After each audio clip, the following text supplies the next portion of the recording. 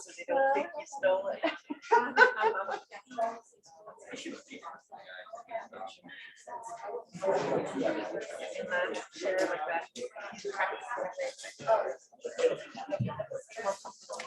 Good evening, everyone. My name is John Tate, and I'm the event coordinator here at McNally Robinson Booksellers. Before we begin, I would like to acknowledge that the land on which we gather is Treaty 1 territory, the traditional territory of the Anishinaabe, Cree, Oji-Cree, Dakota, and Dene peoples, and the homeland of the Métis Nation. In addition, McNally Robinson Booksellers itself rests on the land once occupied by the Métis community of Roostertown. I'd like to thank you all for making the trek down in the cold weather to come join us here this evening, and thank all of you watching live on YouTube and in the future for joining us as well. We are here to celebrate the publication of Social Service, Private Gain, The Political Economy of Social Impact Bonds by Jesse Hajer and John Loxley. Jesse will be out in just a few moments to speak about the book, but first I just have a few incredibly exciting housekeeping notes, following which I'll introduce your host for tonight. So just a few quick notes about this space. While we are here in this area, this is designated as a performance space. So we just ask that you keep your masks on. Those who end up behind a microphone will remove their masks while they're speaking, but otherwise we'll ask that you just remain masked while in this space.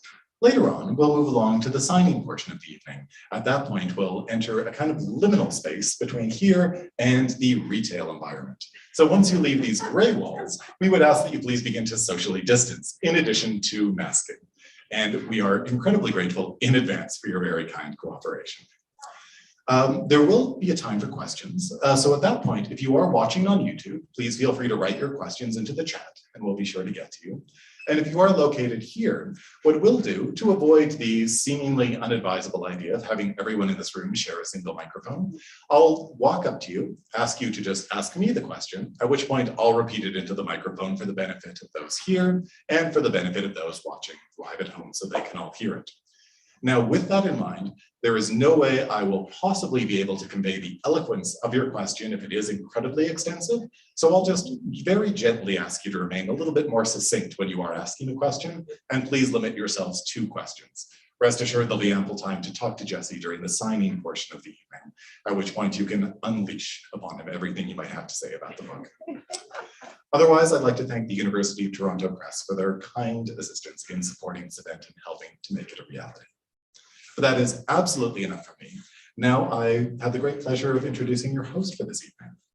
Shauna McKinnon, PhD, is Associate Professor and Chair in the Department of Urban and Inner City Studies at the University of Winnipeg and Principal Investigator of the Manitoba Research Alliance, MRA.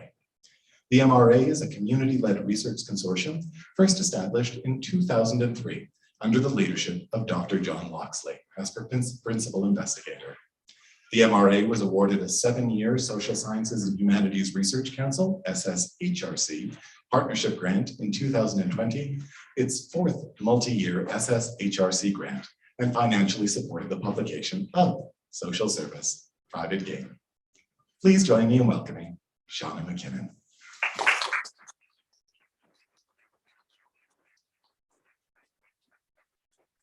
Thank you. Thanks, John. So as John mentioned, I've been involved with the Manitoba Research Alliance for quite a while, and Jesse's also a member of the MRA Research Committee. And again, John Loxley was the founding principal investigator of the MRA for many years until his passing. The MRA contributed financially to this publication through the Social Sciences and Humanities Research Council, and I'm really pleased to join Jesse here to launch the book today. I'd like to extend a special welcome to John's family, including those who are here today, Aurelia, Matthew, and Camille, as well as Raina and others who are watching from home. John passed away while this book was in production, so it is with heavy hearts that we gather here today to celebrate its release without him. But we know that Jesse will do him proud. I know that John very much enjoyed working with Jesse on this book. John's research on social impact bonds, SIBs, was a logical extension of his previous research examining public-private partnerships, P3s, which he was engaged in for many years. As Jesse will explain, SIVs are essentially an iteration of P3s, the next neoliberal thing, as political scientist Sanford Schramm describes them, Although complex contractual arrangements between financial investors, service providers, and governments, social impact bonds are essentially a method of funding social services through private investment, whereby the government partner provides a return on investment if that program meets some predetermined outcomes. My personal interest in CIVs stems from my interest in social policy and poverty and my research with community-based nonprofit organizations that rely on government funds to provide services to vulnerable people. Although these organizations exist because the state has failed on many fronts, including the refusal to design and adequately fund a secure and tightly woven social safety net, community organizations are constantly under threat of cutbacks and are told that they must diversify their funding to be sustainable. CIVs have become one financing tool that governments suggest nonprofit organizations explore. When I first heard about CIVs, I was immediately skeptical. What possibly could this scheme do that could not be done more simply through direct government funding? What types of agencies would have the capacity and time to access these complex CIVs? What kinds of projects are private investors likely to support? Do private investors become the deciders of what social programs are funded and which are not? And if so, how do they choose? How is success measured? What happens to those programs supporting those most vulnerable people that may not be determined as good investments? And how can profiting off social ills possibly be a desirable course of action? So this book is of great interest to me and those who seek answer to those kinds of questions. In this age of deeply entrenched neoliberal policies, in an age where the private sector promotes its interest in corporate social responsibility, social innovation, social entrepreneurism, all the while presenting itself as being better able to solve complex social issues more efficiently, people might want to better understand what this latest so-called innovation, CIVs, is and how it works. Who gains, who loses, and what really is the point of CIVs. So these are the kind of things that John Loxley and Jesse Hajer address in their book. Before I pass the floor over to Jesse, I'd like to tell you a little bit about the authors. John Loxley was professor of economics at the University of Manitoba and a fellow of the Royal Society of Canada. He was a leading scholar in international finance, development economics, and community economic development with a focus on alternatives to orthodox economic theory and policy. Among a long list of legacies, John researched and wrote about the political and economic context of and problems with privatization in all of its many forms. John was far from the stereotypical ivory tower academic. He made a concerted effort to bring his analysis to the shop floor and the front lines. Through example, he showed academics like myself, Jesse, and many others how to combine activism with academia. Through his pioneering of alternative budgets, he showed us how academics can work with the community to demystify government budgets and demonstrate what is possible. John was a committed activist and was a tireless advocate for public policy change aimed at making the world a better place for systemically disadvantaged communities. Jesse Hajer is a member of the University of Manitoba Faculty Association. He was a past student of John Loxley and more recently a colleague. After graduating with a PhD in economics from the New School in New York, Jesse Hajer joined the Department of Economics at the University of Manitoba. And like John, Jesse is a committed activist, engaged in alternative budgets and conducting other research focused on progressive policy change. This is Jesse's first book, but we look forward to many more publications from Jesse in the years to come. And so Jesse is now going to tell you about what's in his book.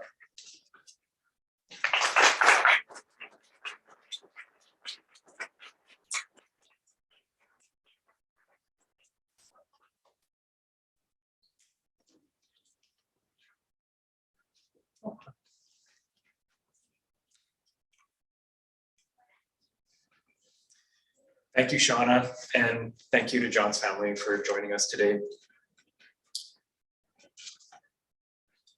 And Shauna, thank you for sharing your insights on John's legacy and contribution as an academic and an activist.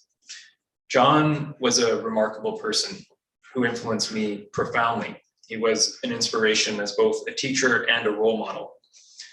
John was a rigorous researcher and fulfilled many of the typical roles that we'd expect from an exceptional academic, including contributions to scholarly publications, as head and member of the economics department at the University of Manitoba, where he helped build now what is the Economics and Society stream and the Global Political Economy programs, unique offerings in university education, both here in Manitoba and in the Canadian context.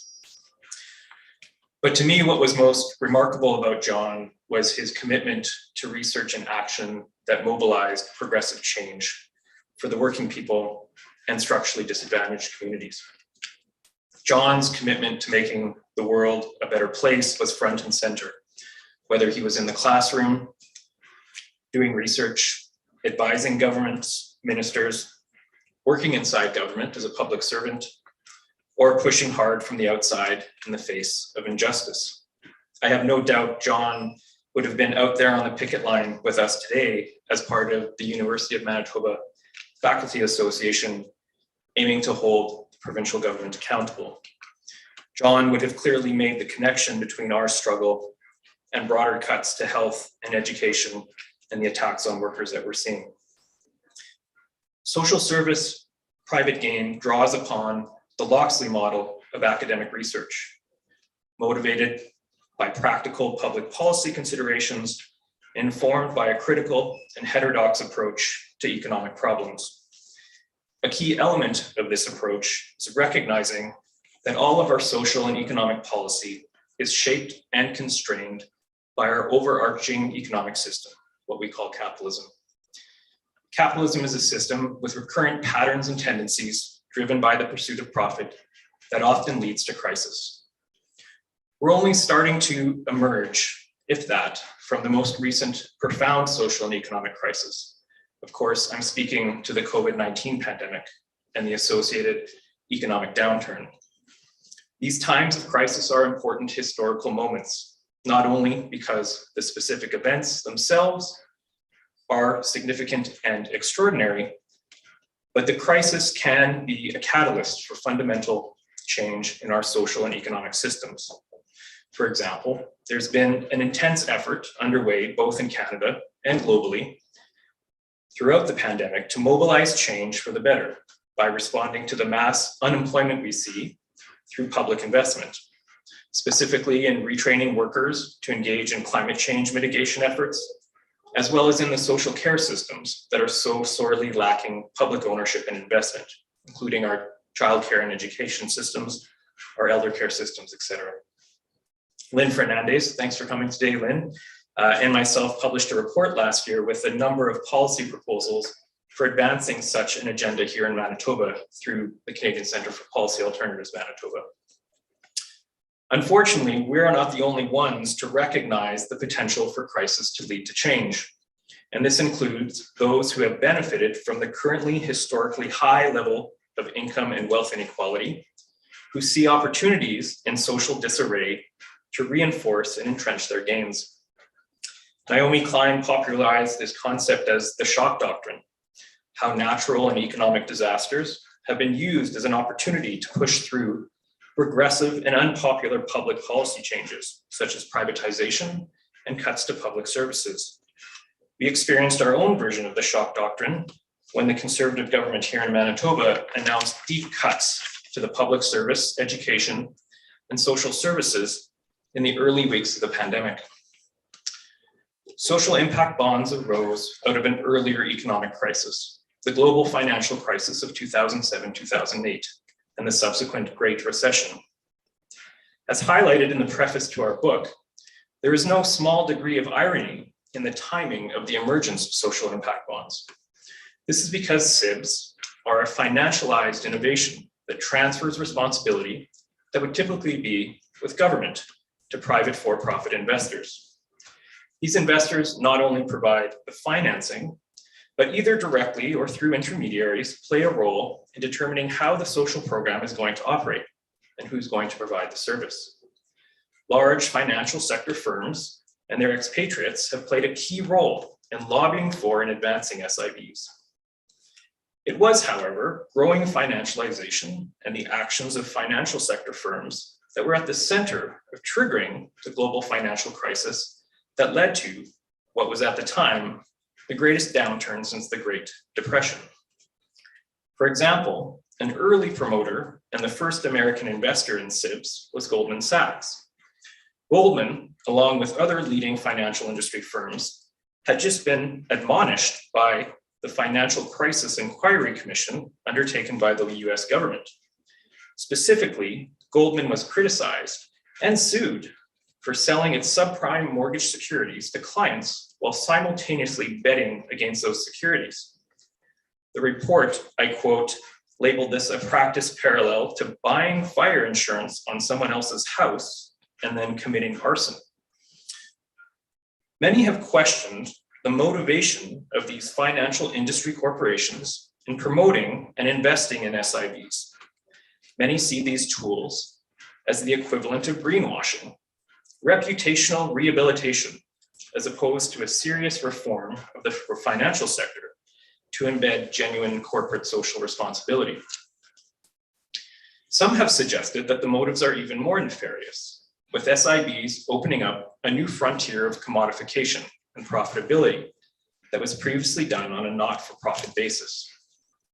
In many ways, SIVs can be thought of this new frontier of privatization or accumulation by dispossession, a term coined by political economist David Harvey, where public resources are transferred to private hands.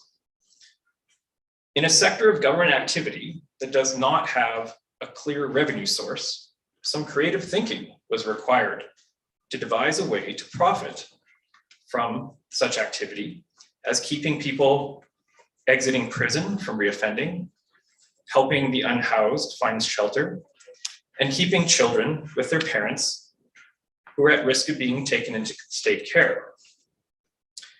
The way this was done was by transferring project management and financing responsibility to the private sector, in addition to service delivery and paying investors if the project achieved its goals.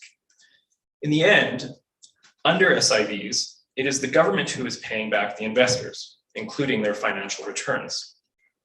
Now, SIVs are more complicated than typical privatization schemes, and the winners or losers are a bit harder to identify. In your typical privatization, workers and service users line up against privatization because service and job quality usually fall, and as the private operators restructure to extract profit. In a social impact bond, the rhetoric is centered on expanding effective and innovative social interventions. They're aimed at helping those deeply disadvantaged and often living in poverty. SIVs also emphasize the large social return on investment of these interventions that can help people escape poverty and reduce the financial pressure on government. They emphasize the opportunity cost of not taking action.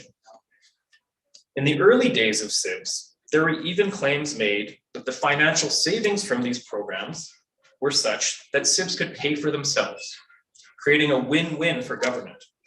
If the project fails, the investors do not get repaid. If the project succeeds, the government saves the money elsewhere.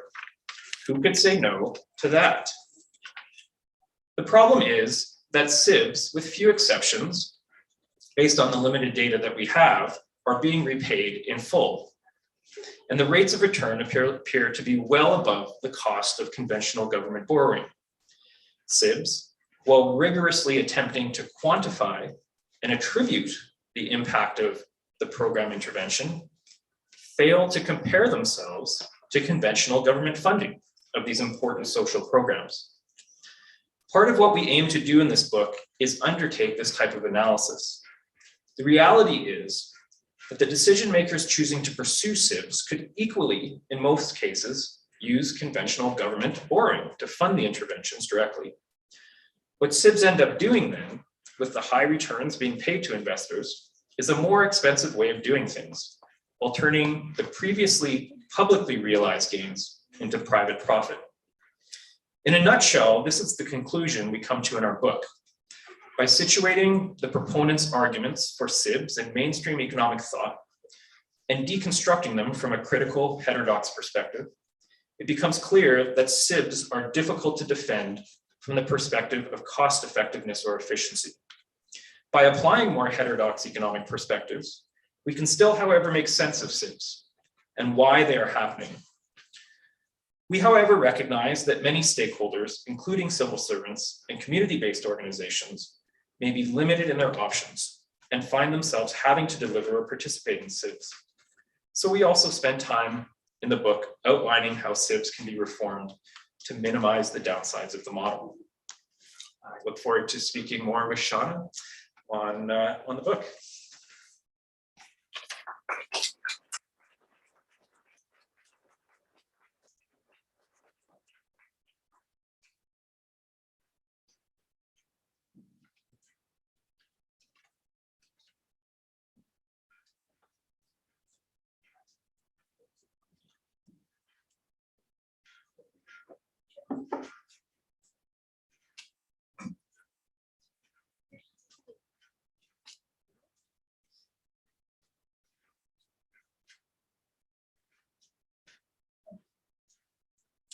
Thanks, Jesse. That was a great overview of the book.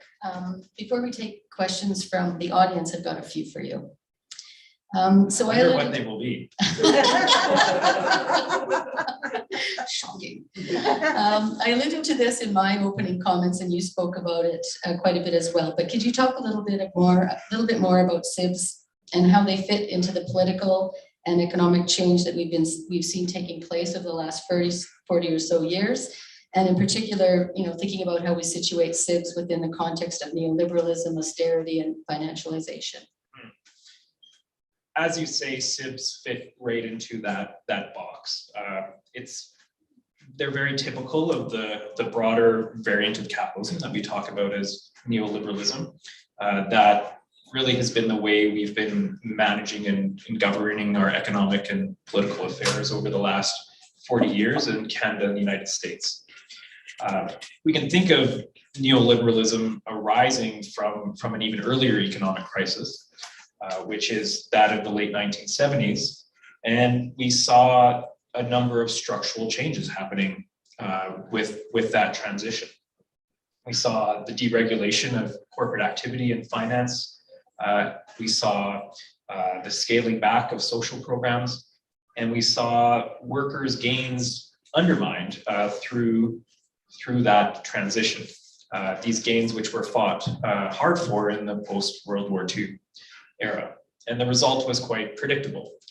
We saw huge increases in wealth and income inequality in countries such as Canada. And we saw those who were benefiting from the system entrenching their ability to shape government policy in their interests. We also have seen an era of perpetual austerity. We're always told there's just not enough money. We can't afford to do this. While at the same time, we seem to always have money to cut taxes. Now, social impact bonds reflect this new power structure.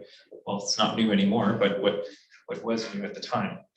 So instead of taxing the wealthy and high income earners to fund social programs, under a SIB, we have governments borrowing their money and paying it back with a generous return.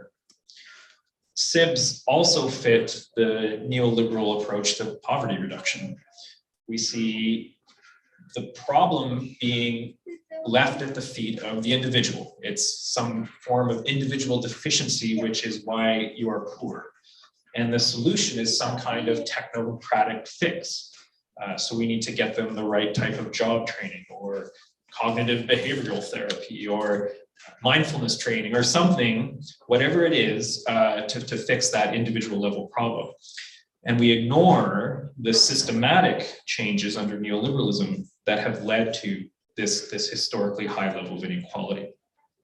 So we also see SIBs marginalizing a rights-based approach. If you're lucky enough, you get into the SIB program. It's certainly not a universal program for everyone. And this charity-based approach is put in as a substitute for what could be considered a rights-based approach. So within all that, then we have a situation where then we're downloading those sorts of responsibilities to the community sector to fix people rather than systems, which kind of gets to my next question.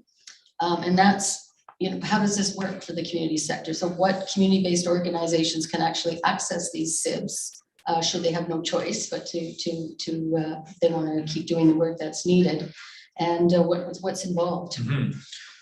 Just like how SIBs rebalance power from government towards the private sector, they also have a similar impact within the community sector.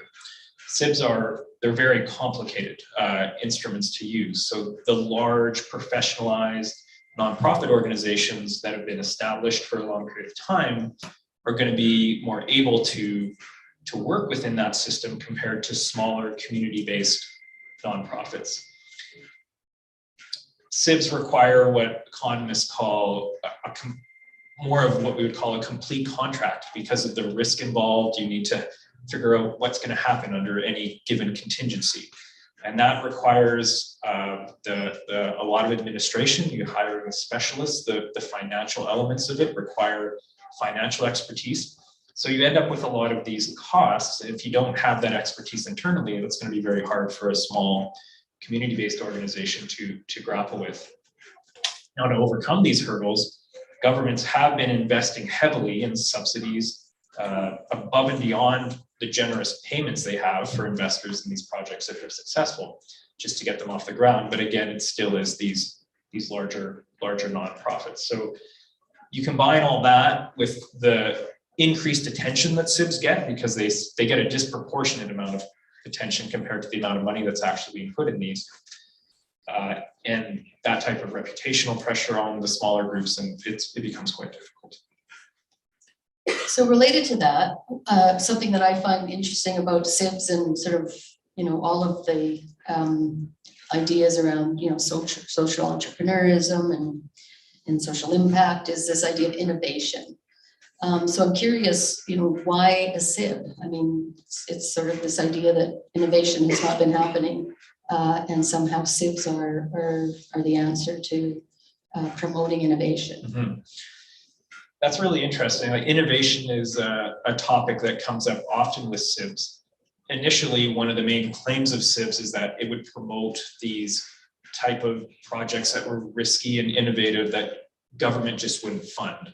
And there was this stereotype put out there by proponents of SIBs that government is lethargic and uninnovative. They're not willing to change what they're doing. So we need this private sector model to come in and facilitate this. Well, the reality is private sector investors aren't that willing to take risk after all, right? What ended up happening with SIBs was it was established organizations who had experience delivering programming, implementing proven interventions that were proven and demonstrated through conventional academics, publicly funded institutions doing rigorous research to examine these programs. So we have this reinforcing the existing power structure within the community sector, like we were talking about. So in Manitoba, then you end up with a situation where, if you're talking about innovation being Indigenous-led organizations coming up with community-based solutions, that's not necessarily going to fit well with the way SIBs were introduced at the beginning.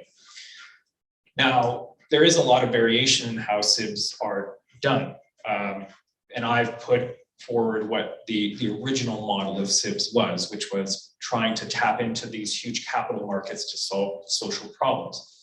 Well, because private sector capital markets want high returns at low risk, that didn't really quite work out.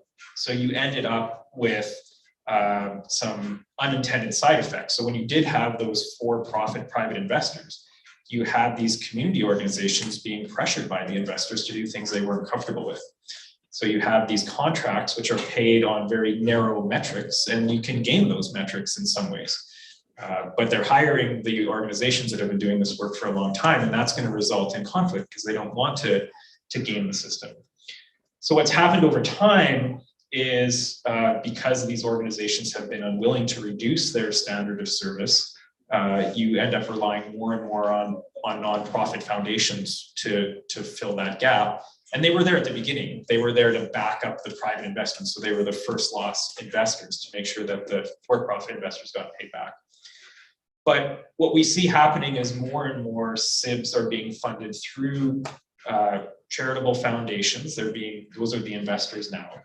And to me, that's, if you're going to have to do these things, that's a step in the right direction. If you have a reputable charity who's investing, you have community-based organizations and they're getting a low rate of return, then you're talking about something different than what SIBs were originally set out to do, but they still fit into the model, and you're really talking about a different way of supporting the nonprofit sector.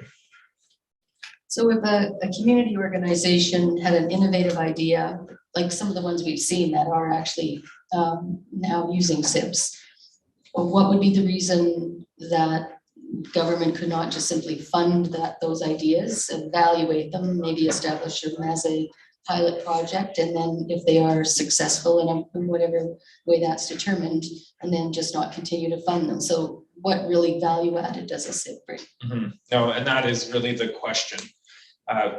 SIBs are set up as if there were no alternative. It takes for granted the idea that there's all these programs that are going unfunded, and this is a solution. And if that's true, SIBs can be better than nothing, because they do allow these projects to go forward, even if it's in a very expensive way of doing them. And SIBs have had some positive impact in a way, because they have brought to the forefront this idea that there is these high social and economic returns to investing in things like poverty reduction. So there are some positive sides, but in reality, I can't think of a case where government funding would not be more efficient to fund these things. It really is a political decision at the same level where you're deciding to do a SIB or not, whether you're going to deficit finance to do these programs. So if the case is there and you can borrow on the government bond market for 2%, why would you pay investors 15%? It doesn't make any sense. But there have been some progressive scholars who have argued in very conservative contexts that SIBs may be the wedge to get you in. And we're talking about, like red Republican states that really have very minimal social infrastructure, and you can try to make a case for an early childhood development program or something like that and build bridges in that way. But in the Manitoba or Canadian context, I would suggest SIBs are a step backwards. Okay, I have one more question, and then we're going to take questions from the audience. And it just relates to your final chapter around alternatives. And it's really, just building from what you've talked about. How do we get back to that place where there is a more significant role of the state, recognizing that these types of intermediaries and sort of all this, busy work that goes on and all sorts of add-ons, how do we move away from that and just get back to that simple role of the state? Mm-hmm. I know it's a big question, but. Yeah, it is a big question. And I would tie it back to this idea that, crisis has potential for change built into it. It's clear we're at a moment of crisis today as we emerge from the recession. And what we saw in the pandemic was a real shattering of some of the myths which social impact bonds were based upon. This idea that governments are constrained from a financing perspective. Well, the governments came up with incredible amounts of money during the pandemic to finance things like the CERB and other subsidies, wage subsidies for corporations. Like when the political will was there, the money was made available. There isn't that hard borrowing constraint facing governments in countries like Canada, the federal and provincial levels. So I'm hoping people have seen this, and that may create an impetus for saying, well, if you could do it here, you can do it there. There's really no excuse for not making these investments if they have the type of returns that are shown to come out of these type of programs. I think the problem is going to be, how do we organize and mobilize this realization that people have had into changing how systems operate. I think that change was already happening before the pandemic. I think We've seen a much larger spectrum for debate over what is acceptable public policy change. You saw that in the United States with the Bernie Sanders campaign, and we see it now with what is happening both in Canada and the United States. So there's two main changes I would say need to happen. One is to rebuild the public service. We've seen over neoliberalism the size of the public service and the capacity to undertake the type of structural change required, frankly, be decimated, and that needs to be rebuilt. And our second major recommendation out of the book points to reinforcing and expanding universal social programs. These are programs which are paradoxically more sustainable than these smaller targeted initiatives because they create a sense of collective buy-in, and people are willing to fight and stand up for them when they're threatened. So in the Canadian context, we have Medicare, but there's big gaps, right, when it comes to dental care and pharmaceuticals. Our public schools are underfunded, and we could do so much better if we provided the resources that we need there. Our education systems are very expensive at the post-secondary level. They're in many ways inaccessible. So there's many opportunities for investments in these type of programs if we can see that organization take place. And I think what we're seeing even now in Manitoba with the type of social unionism, which I think we're trying to do through our faculty association, to situate our struggles within the broader struggles that are taking place in Manitoba with public sector cuts is part of the solution. Investing in civil society and supporting civil society organizations to organize discontent and move people off of social media to taking action, I think is the way we need to go. Well, some really good points there that we could certainly talk more about, but I think probably people from the audience might have some questions. So John is now, as he said, going to go and take questions. And a reminder to anyone watching live, if you do have a question, please feel free to write it in the chat.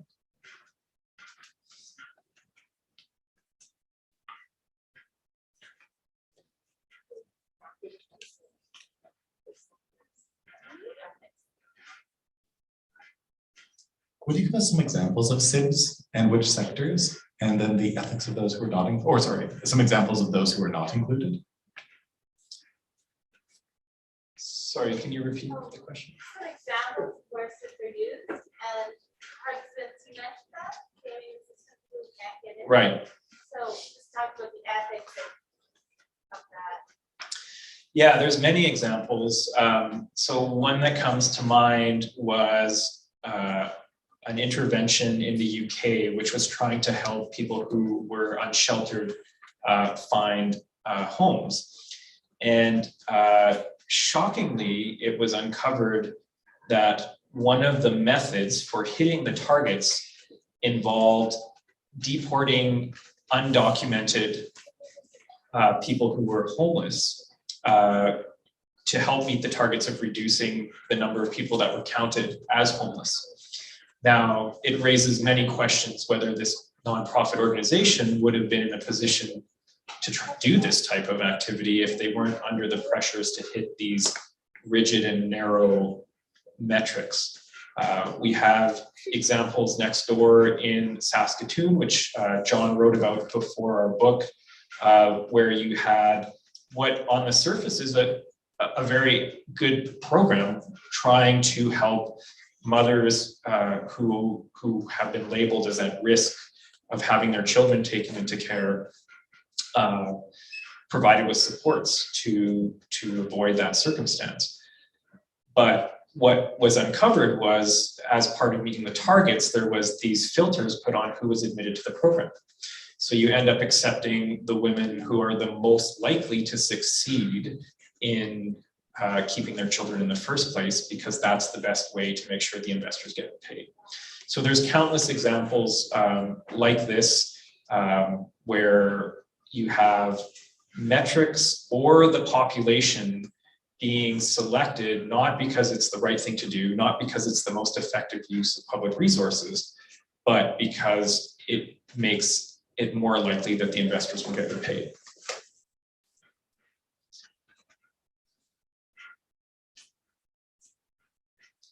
What are the volumes of finance that are going to these things, like relative to, let's say, social service spending in the public sector?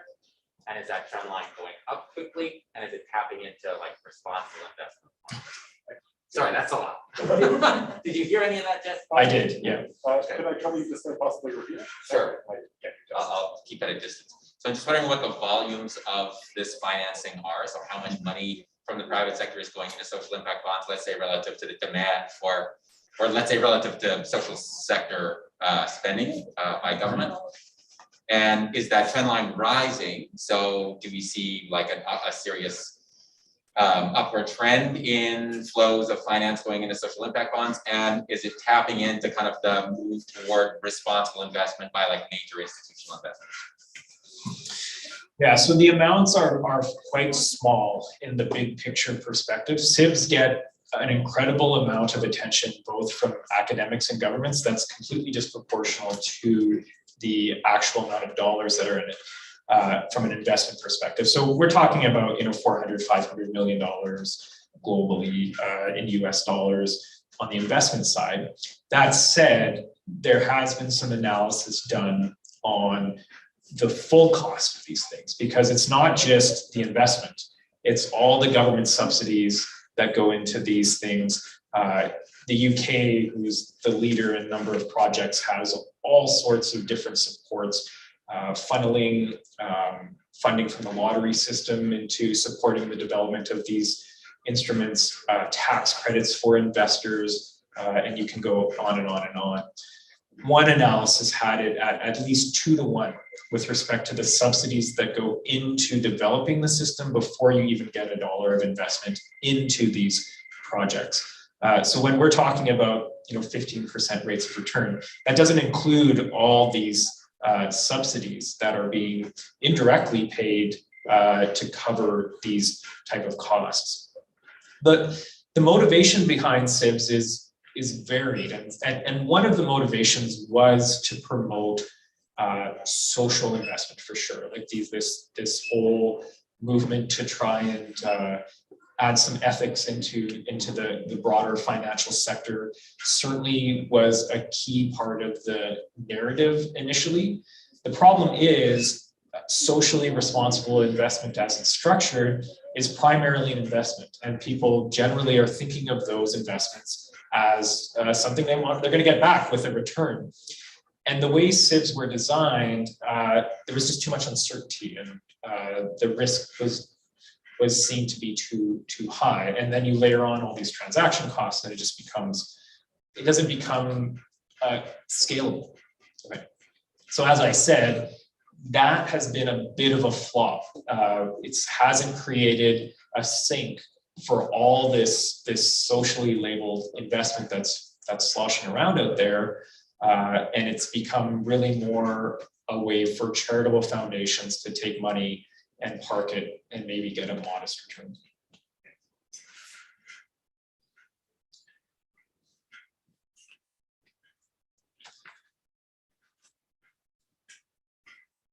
I'm shocked that an economist would suggest the public sector is less efficient, more efficient than the private sector. And so cost minimizing firms should be more efficient than the public sector. And where does this 15% rate of return come from? Is this the average rate of return in the stock market? Is this the average rate of profit that's going on in the economy? Why would the government offer somebody 15% when they could borrow money at 2%? So I don't understand where the 15% comes from.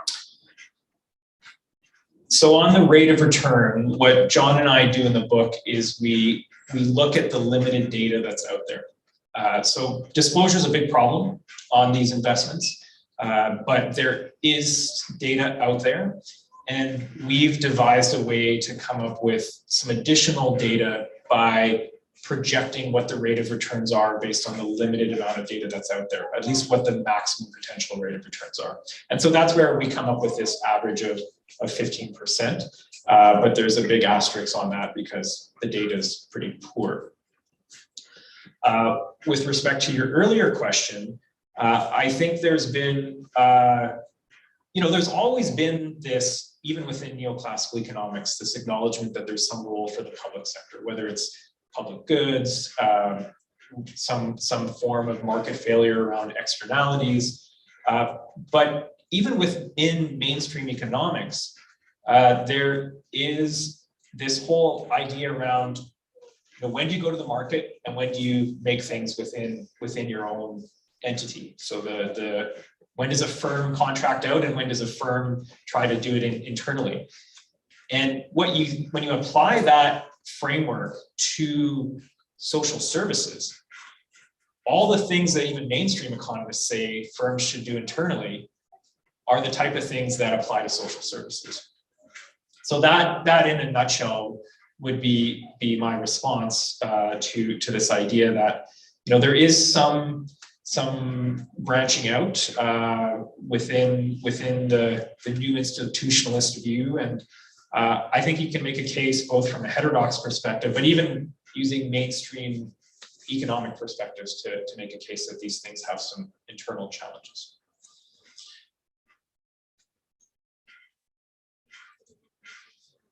If there are no more hands, Jesse, I'm wondering if you might talk a little bit about some of the local context. Sure. So Manitoba is the leader now with the use of social impact bonds, which makes a lot of sense. Social impact bonds, they're not implemented by Trumpian style governments. They are usually implemented by the type of government we have here in Manitoba, which are in some ways progressive neoliberals, right? They try to speak. Pallister did a very good job on it, but Heather Stephenson is trying to paint a softer view. It's a way of promoting privatization, an anti-public sector perspective, while still giving some love to these social issues, right? Showing that you're not completely heartless in that way. So we've seen 4 projects. Some are in construction.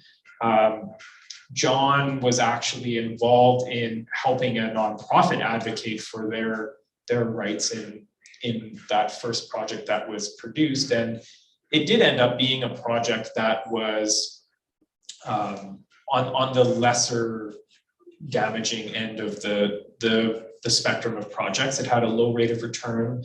It was a project that struck at a very important issue in Manitoba, which was helping Indigenous parents keep their children after birth who were identified for the birth alerts. And it was a good program. And the other ones that have been launched, I would say, are less so, but they have lower rates of return. But you're still in this situation where you are spending huge amounts of money hiring these out-of-province specialists to administer these programs, which are dollars that could just be going to these programs directly, that could be funding capacity building here in the province. Just to pick up on that, also, just in terms of the cost, I'm wondering if there's much analysis being done on the cost to organizations. So that idea of, like, there's a lot of work involved, not only in applying for it, but then managing it, bringing together there's the intermediary, of course, but, bringing the investors together. It seems a lot of administrative work that could be avoided, again, if we were just directly funding organizations to do the work. That's my sense, for sure, from what I've read. There are some benefits. You have a situation where nonprofits have been regressively scaled down and their expectations have been scaled down. They get so little funding for administration, very little money to do research, and nobody wants to fund those core operations. Well, SIBs come along and they're all about funding that kind of stuff because you have to do that research to pay back the investors. You have to show you're demonstrating success. And these projects are longer term funding. You'll get funding for 3 or 4 years to do it. And that, again, is a shift from some of the instability that nonprofits have experienced under neoliberal funding models. But that said, the case studies that have interviewed participants from these nonprofit organizations does not bode well for the model. There was a big study done in the United States where they interviewed a number of stakeholders, and the belief in the model dropped substantially after the groups participated in the social impact bond projects. And what was funny is those who got the funding in the first place and qualified were even more pessimistic than the overall group that applied. So you have people going in, they're not going in a naive way. They recognize the problems of the model and they're expecting them, but they just don't have any alternatives. Governments are forcing them into these boxes. Are there any other questions from folks?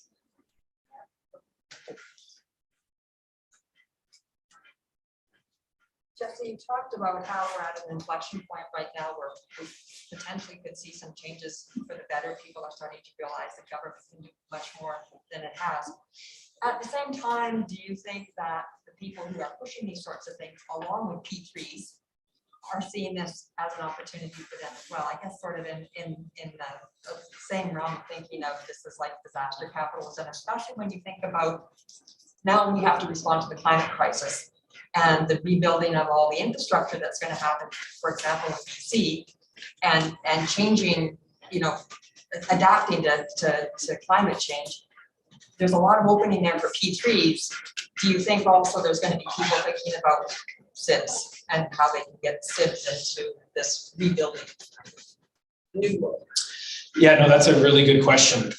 So in the immediate aftermath of the pandemic, the pay by results world was thrown upside down because this was one of those contingencies that wasn't in the contract, right? So all the efforts were to bail out the investors because they weren't able to hit their targets, but the pandemic was to blame. So again, you see this in a lot of these privatization schemes where risk is supposedly transferred. When it comes down to it, there's many scenarios where the risk isn't really transferred and government ends up paying regardless of the outcome. That said, though, there was a big movement also after that to try to reposition social impact bonds and as health impact bonds and different ways to take advantage of it. I haven't seen, like, the data doesn't show any sort of uptick in new projects. If anything, the pandemic has flattened the curve on these projects, but in Manitoba, 2 of the 4 projects were announced in the post-pandemic period. So it's really going to depend on the broader narrative around austerity, I think.